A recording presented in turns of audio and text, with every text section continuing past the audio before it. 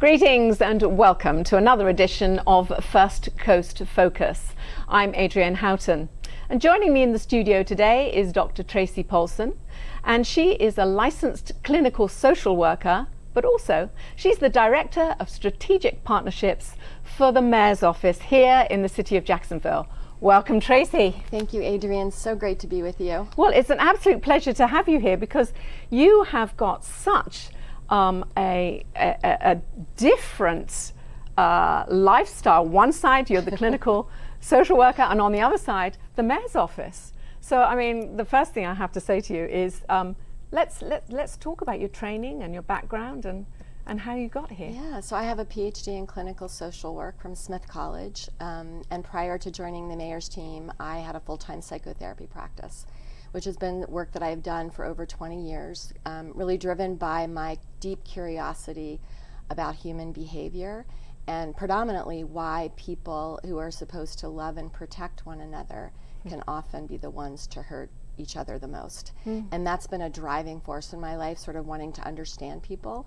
And then, of course, you know, a little over a year ago, I joined Mayor Deegan's team, and honestly, a lot of my skills come in very handy in City Hall. I was going to say, how do they compare? I mean, how can you affiliate with your skills and the mayor's office? Well, I mean, a lot of it is driven by my curiosity and my really good, deep listening skills.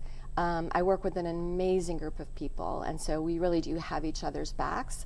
But also when things get a little tricky or rough, or we don't really understand some of the politics, when, you know, honestly, both Mayor Deegan and all of us are just trying to help Jacksonville and really solve some very big problems. So, you know, it sort of helps me think it through in a much more humanistic way, rather than going sort of for the political jugular, if you will.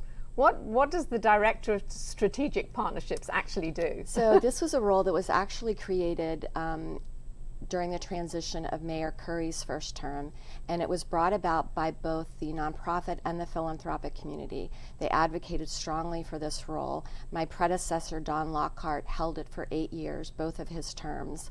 And what it means is that I'm the liaison between the nonprofit, the philanthropic, and business community as it relates to Mayor Deegan's priorities. Oh, wow. It's a lot.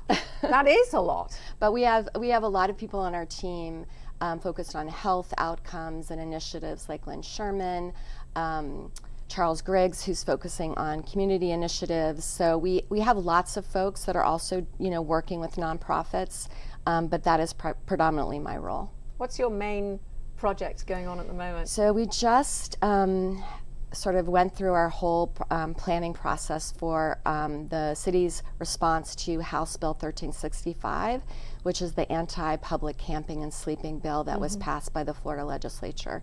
And we came up with a 12-point plan, and I am the point person for sort of working again with all of the various stakeholders to try to address that bill.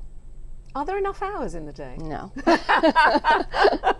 But I will say this, we have a lot of people who deeply care about this city, and so that's the part that I focus on, which is collaboration, communication, and just trying to work with folks who want to work together. I have to say that since Mayor Deegan's been in office, everyone seems to be a little more visible, which I think is good for the people of Jacksonville, you know, to know that there are people out there doing things for them. And I know that it's always been that way, but you haven't necessarily seen them. Now we see them. Now we see what's going on. Is that down to Mayor Deegan?